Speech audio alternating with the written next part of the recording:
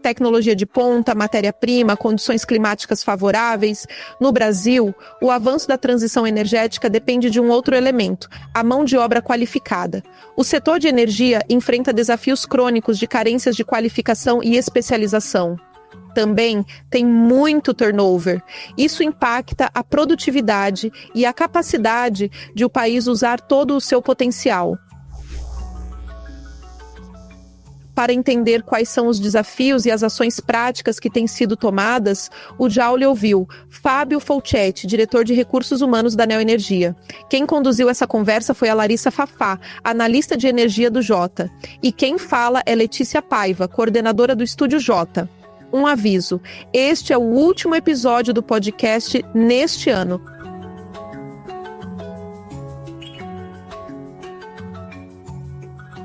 Fábio, quero dar boas-vindas para você aqui no nosso podcast, o Joule, para hoje a gente falar um pouquinho mais. A gente sempre conversa muito sobre transição energética, né? Mas hoje a gente vai dar um passo a mais aí para conversar um pouco também de mercado de trabalho, de como estão essas discussões. Mas primeiro, então, eu queria agradecer e dar as boas-vindas para você participar aqui com a gente dessa conversa. É um prazer, Fafá, estar aqui falar com você e falar com os seus ouvintes do podcast e contar um pouco sobre a Neoenergia e também sobre o mercado de trabalho nesse setor tão importante para o Brasil, que é o setor de energia, né?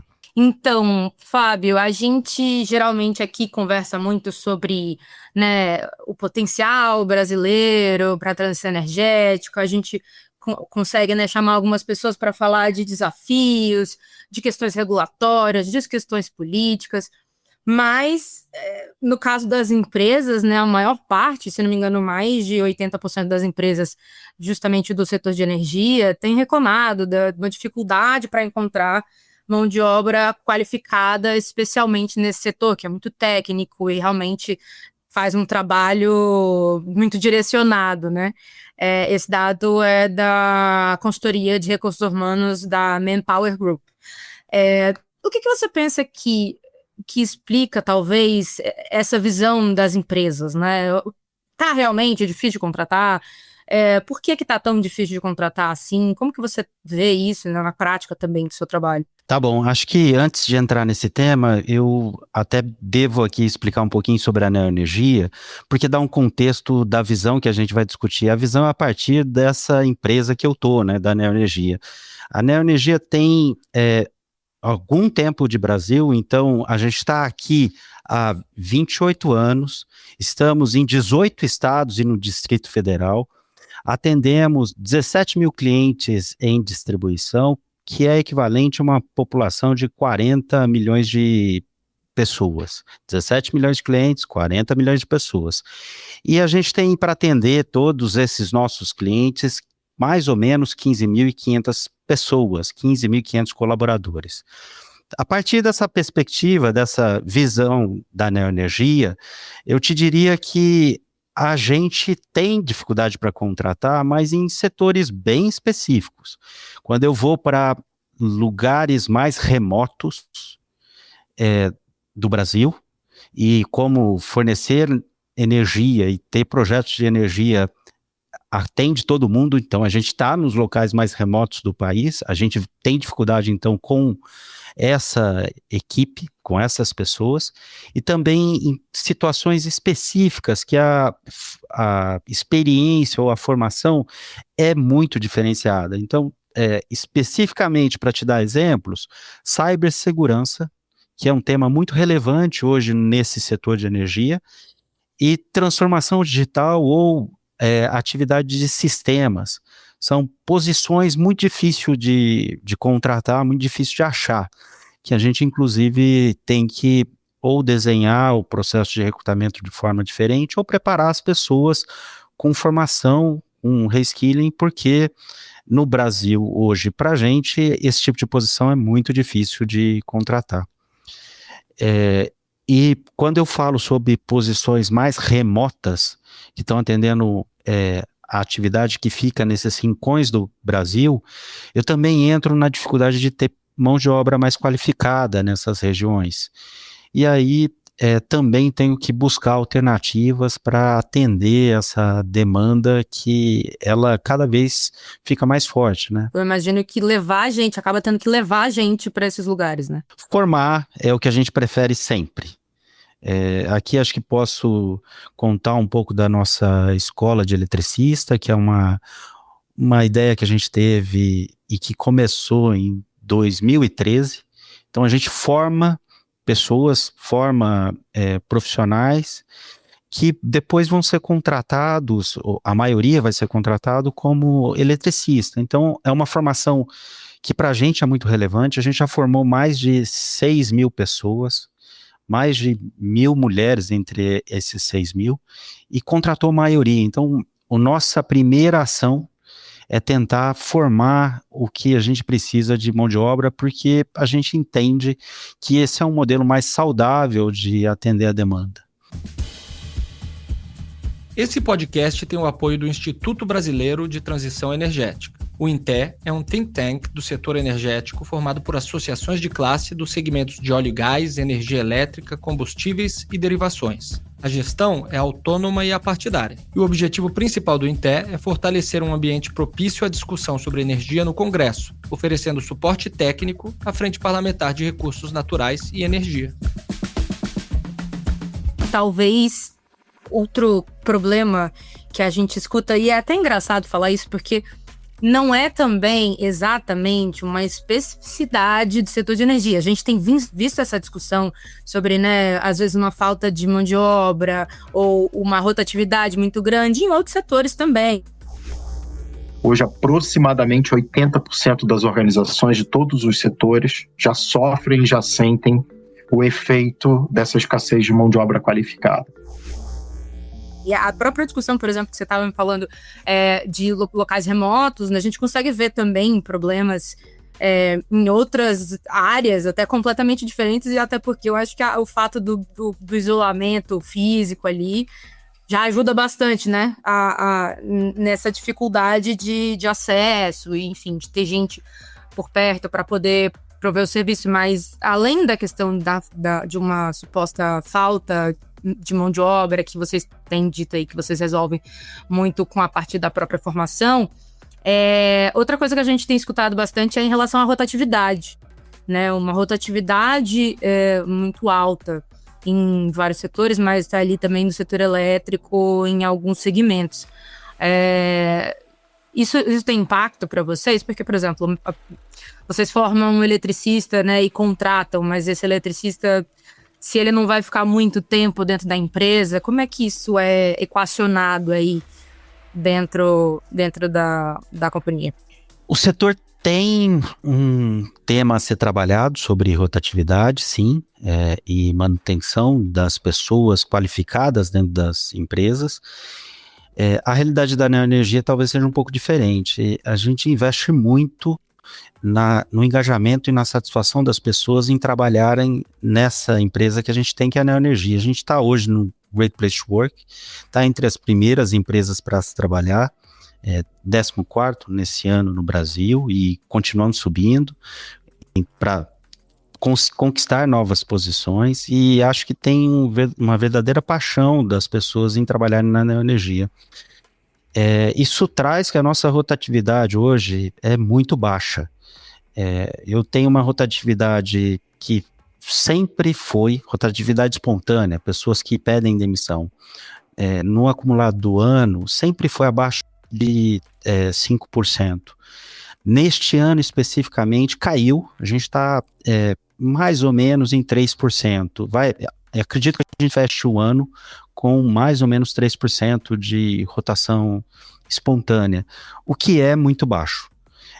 Mas sim, no setor aumentou a rotatividade e ela tende a crescer, porque também tem uma característica aí da população mais jovem que tem uma relação com o trabalho um pouco diferente. Para empregadores, isso se deve a uma mudança de perfil, já que hoje as pessoas têm priorizado a qualidade de vida e saúde mental. É uma geração que está muito preocupada com a questão da qualidade de vida. Diferente da geração anterior a eles, que ficava 30, 40 anos na empresa, hoje dificilmente você encontra pessoas dessa geração que querem construir essa carreira longínqua dentro de uma empresa. Por enquanto, o que a gente está fazendo na Neoenergia, acho que ajuda a enfrentar esse desafio que o setor tem visto. Tá? Entendi. Essa estratégia de você, né, de transformar ou melhorar, vamos colocar ali, a empresa como uma empresa melhor para se trabalhar, né, que é esse engajamento que você está falando. Mas talvez tentando pegar esse exemplo e tentando projetar um pouco, né, talvez em outros, por exemplo, para outras distribuidoras ou, por exemplo, para outras empresas do setor. O senhor pensa que esse é o caminho? Ou que tem outras formas, talvez, de se trabalhar essa discussão que possa resultar numa rotatividade menor? Ou então é, de fato, uma questão geracional, como o senhor comentou também? A questão geracional, acho que impacta. Essa é mais uma opinião particular, né, do que um dado que tem comprovação. Mas eu acho que impacta sim. E eu acredito que o que a gente está fazendo na Neoenergia, que é trabalhar o engajamento das pessoas, é uma resposta a esse ponto que funciona muito bem, funciona também no setor. Eu vejo os meus concorrentes, os grandes concorrentes, também trabalhando com a mesma proposta. Talvez não tenham a mesma resposta que a Neoenergia. De fato, a gente tem uma rotatividade olhando para o setor e a gente conversa com pessoas de outras empresas do setor, muito baixo. Mas tem também possibilidades aí de trabalhar isso. Eu acho que também existe possibilidade de políticas setoriais para esse tipo de coisa, que aumentar a qualificação das pessoas é importante para também trazer mais permanência. As pessoas gostam desse setor. O setor de energia é um setor que tem um apelo de propósito muito grande. Você leva a vida para as pessoas, né? Você conecta energia que traz qualidade de vida para todo mundo. E isso é importante para a tua qualidade de trabalho, né? Saber que você está mudando a vida das pessoas, que é um trabalho nobre e tal. Então, a atratividade do setor é forte. Se melhorar a qualificação dos profissionais e continuar oferecendo novas experiências, novas formações, eu acho que essa rotatividade tende a cair. E a gente está falando, né, especificamente com a Neoenergia, que tem um segmento específico dentro do setor, né, de energia elétrica, a gente tem outras áreas, outras empresas, enfim. Mas vocês conseguem ver já, nem que seja pouco, né, como vocês estavam falando, uma rotatividade baixa, todo um projeto de formação, de engajamento, mas ainda assim, essa dificuldade de mão de obra tem como impactar investimentos futuros, por exemplo, projetos futuros, talvez até mesmo nessa área específica de transição energética, tem esse potencial para ser uma preocupação? Ou é mais do mercado de trabalho e vamos tocando, é assim mesmo? Tem uma preocupação grande.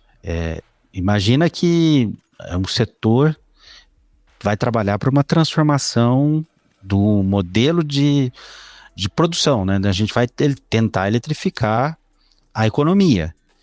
Para fazer isso, precisa-se de mão de obra qualificada, porque senão eu não vou conseguir entregar um projeto. Imagina que uma indústria que hoje opera totalmente com gás, para ela tomar a decisão de fazer a transição de energia e passar a ser eletrificada, ela tem que ter condições de começar a operar, senão para a produção dela. Isso não é concebível. E oferecer o projeto e não executar também não é razoável, não entrega. Então, trabalhar a qualificação da mão de obra para o Brasil é super importante. Especificamente para a Neoenergia, o que a gente vê hoje, a gente está nessas áreas de nova tecnologia, tá? Então, eu tenho projetos que estão rodando sobre transformação da indústria. É uma demanda que precisa ser trabalhada sim. A gente tem hoje mão de obra qualificada, consegue atender o que tem de projeto, consegue planejar o nosso crescimento enquanto empresa. Trabalhar a escassez de mão de obras para que ela não impacte nos projetos futuros. Mas se isso for um crescimento exponencial, tem uma demanda setorial que precisa ser atendida, e aí tem políticas que provavelmente tanto o setor quanto o governo, quanto as empresas precisam trabalhar para atender. Aqui, Senai, as instituições que nós temos no país precisam ajudar a formar essa população que será utilizada no futuro. A gente precisa dessa mão de obra qualificada, imaginando que em algum momento o Brasil e o setor vai ter uma mudança exponencial. Isso tem um impacto, sim, mão de obra qualificada precisa ser tratado agora. Tem um timing também, tem a questão do timing. Tem. Até porque essa formação não é rápida, né? Então, imagina, olha, eu preciso provavelmente de engenheiros ou técnicos. Se eu quero ter muito mais projetos, eu preciso de muito mais engenheiros e preciso de muito mais técnicos. Formação de engenheiro hoje, no mínimo 4 anos. Formação de um técnico, 1 ano e meio, 2 anos. É tempo. Então, se eu tiver um crescimento muito acima do que o Brasil está vendo, do que o setor está vendo, e é possível, a gente não terá mão de obra para atender essa demanda que pode aparecer no futuro. Eu fico aqui em Brasília, né, e acompanho bastante a discussão política, um pouco regulatória também, e nos últimos 2 anos, assim, vamos colocar uns 2, 3 anos, a gente tem assistido muito novos marcos legais para até mesmo, né, questões de novas tecnologias que até agora não existiam direito, hidrogênio, como é que vai ficar aqui dentro dessa discussão, olha que os offshore, a gente precisa de um marco legal, vamos lá, faz. Mas realmente ninguém aqui discute qualificação de mão de obra junto com esses debates, entendeu? A gente tem uma discussão do macro, mas ao mesmo tempo não existe, ou pelo menos eu não vi ainda, no nível de governo, essa discussão de mão de obra. E aí, realmente, tentando pensar em tudo que tem se prometido, pelo menos, né, ou planejado para o setor nos próximos anos, eu imagino que pode ser uma conta que esse descasamento seja um pouco complicado e até mesmo caro. Seria. Eu não sei quando isso vai acontecer, mas seria, e é importante que eu acho que tem temas sendo planejado pelo próprio setor, né, de fomentar a mão de obra e tal. E acho que tem um tema que as empresas podem trabalhar, vou dar o exemplo da neoenergia, tá? Que também é importante. Nós estamos num momento de transição de ciclo. A energia está no momento de transição de ciclo. Nós investimos muito em projetos de transmissão, construção de linhas. Esse ciclo de investimento intenso, ele está se reduzindo. A gente vai começar um novo ciclo de ampliação dos nossos negócios de distribuição. A mão de obra é distinta, né? Então, eu tinha lá gente que está voltada para a construção, e os projetos estão terminando, e eu vou ter agora o crescimento na distribuição, que é mais manutenção do que nós temos. O foco é diferente. O que a gente fez? Eu estou preparando essa mão de obra. Eu estou preparando para acompanhar essa transição. Então, eu vou acabar projetos de transmissão, já acabei a maioria, tá? Tem alguns para terminar até o final do ano. Essa equipe, eu não vou perder essa equipe, é uma mão de obra qualificada. Eu estou preparando essa equipe da forma possível, sem impactar nos projetos, para assumirem novas funções dentro do que eu vou crescer. Porque setor de energia, e acho que isso vale para a neoenergia também, não tem redução. A gente vai continuar crescendo. A eletrificação da sociedade vai acontecer. Então, eu tenho que estar pronto para esses momentos em que eu tenho alguma coisa que deixa de ser o foco para passar para outro. Isso passa por essa preparação da nossa equipe para atender essa demanda que continua crescendo. A gente fez, e nosso desejo é não perder ninguém nessa transição, quer dizer, eu interrompo ou eu encerro projetos de construção que eu vou ter equipe que eu vou usar na distribuição de alguma forma, ou em outros negócios que a gente tem. Esse especificamente a gente trabalhou para alocação nas equipes de distribuição, mas poderia ser um reskilling para outra unidade de negócio, né? A gente tocou ali mais ou menos no assunto, né? O senhor comentou, o mercado, o próprio setor também deve ter, né, iniciativas, claro, né? Se eu como empresa tenho que contratar, quero contratar, obviamente que eu também vou pensar em alguma estratégia para poder qualificar ou requalificar essa mão de obra. Mas você pensa que existe no Brasil, assim, talvez um pouco mais, não, né, a nível de empresa, mas um nível um pouco mais macro, tem alguma estratégia, alguma política pública que talvez dê conta de enfrentar essa questão de longo, curto prazo? Tem como o setor atuar junto com políticas públicas, né? Junto ali, enfim, Congresso, governo, né? Tanto faz, mas junto com políticas públicas para poder tentar endereçar isso? Hoje não vejo isso acontecendo, mas eu acho que tem como ser feito. Eu acho que pela Abrad já vi acontecer alguma coisa próxima. A Abrad criou um macro grupo de segurança do trabalho, que para a gente é um tema muito importante, e trabalhou no endereçamento das regras que sempre tem alguma mudança acontecendo. Então, trabalhou para que as mudanças fossem as mudanças que o setor precisa. E também trabalhou para que o setor tivesse algum alinhamento do como endereçar o tema de segurança do trabalho. É um exemplo que eu vejo, tá? Mas especificamente de formação de pessoas, preparação de pessoas, ainda não vi isso de forma tão ampla, tá? Mas eu acho que é possível. Acho que é possível, sim.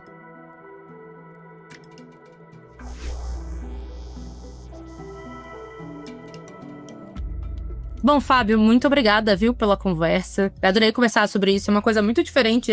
Enfim, eu particularmente não tenho muito contato, achei super interessante aí, e é um lado também do setor que talvez não seja tão visível, mas que é tão importante quanto. Eu agradeço bastante a sua participação e deixar aqui também o convite para retornar. Depois, talvez a gente consiga falar daqui a um tempo, isso mudou ou não mudou? Enfim, a pauta a gente vê depois. Eu que agradeço, Fafá, é sempre um prazer falar sobre um tema que eu adoro, e falar também sobre esse tema a partir da visão da Neoenergia, que é a empresa que eu tô, que também é uma empresa que tem esse tema como um dos prioritários para o seu negócio. Então, obrigado e fico à disposição.